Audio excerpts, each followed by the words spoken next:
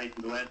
You mentioned Japan there, down 9.6%. Remember, 2 days ago it was down 9.3%. So we're looking at nearly 20% in 3 days, the world's second biggest stock market. Now, that gives you an idea of the mood in Japan, and that mood is transmitted pretty much across the rest of the region. And the big fear, as we keep on saying, in Asia is that the banks are solid, comparatively speaking, when you look at what's happening in the US and Europe. What's the real fear here is that when the real economies in the US and in Europe start to slow, and the consensus is they're going to slow pretty nastily, that is going to have a major knock-on effect to Asia. So people are just bailing out, and it's not just the exporters, it's just getting out of anything until they think there's some sort of a bottom in this market. And at this stage, no one's saying they can see one. Andrew, the Nikkei index has dropped 25% in just the last week. It's its biggest plunge since 1987, and many of us remember that almost crash in 1987 when the markets took a huge nosedive. Is there any sense of where the bottom might be?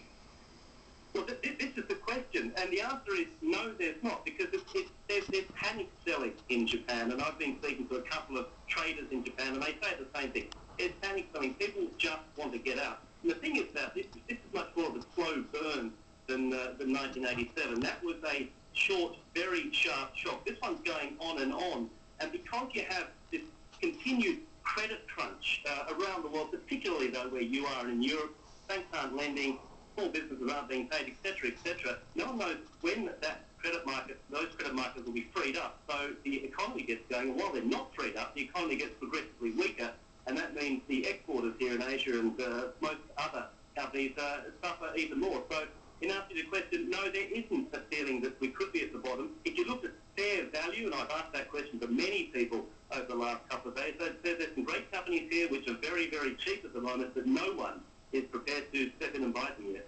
So the financial experts that you have been talking to throughout this entire crisis, Andrew, what's their sense about this idea of a looming global recession? Do they think that we could easily slide into one, given what we've seen in the last few days? Yeah. If you talk to virtually anyone now, and I was surprised, I saw the International Monetary Fund's latest numbers, and they're talking about a 0.1% growth in the US next year. Now, that's obviously pretty poor, but it's actually growth. And if you talk to people here, they're saying, we don't see growth in the US next year. We see this going on, this recession, this slowdown going on, and they're talking about recession. It could be going on for all of 2009, perhaps into 2010. So they're pessimistic. And like I said before, it's very hard to get a handle on it because it's ongoing. There's no solution yet. So every day things get just that little bit worse. All right, Andrew Stevens for us this morning in Hong Kong, where the Hang Seng Index was down a little more than 7%. The Nikkei in Tokyo down more than 9%. Around the world, it's the same story. The Dow Futures down more than 200 now, so it's looking like a bad opening on Wall Street as well. Beyond the big headlines, like how far the market fell, there are also smaller snapshots that drive home the scope of this financial crisis. Here's an AM Extra now with a few that caught our eye overnight. General Motors stock price was the big one. It fell to $4.76 a share on Thursday. That's the lowest price since 1950. General Motors has lost 31% of its value. GM had plenty of company on Wall Street yesterday. The price of 1,754 stocks on the big board fell. Only 87 saw their values increase. And the Commerce Department is now reporting a drop in spending on clothes, shoes, casino trips, and sporting events. So this is where it starts to get into a cycle where people feel like they are less wealthy, they have less disposable income, they rein in their spending, and that affects the companies, that affects stock prices. So, where will this vicious circle end? That's the big question that we're asking this morning.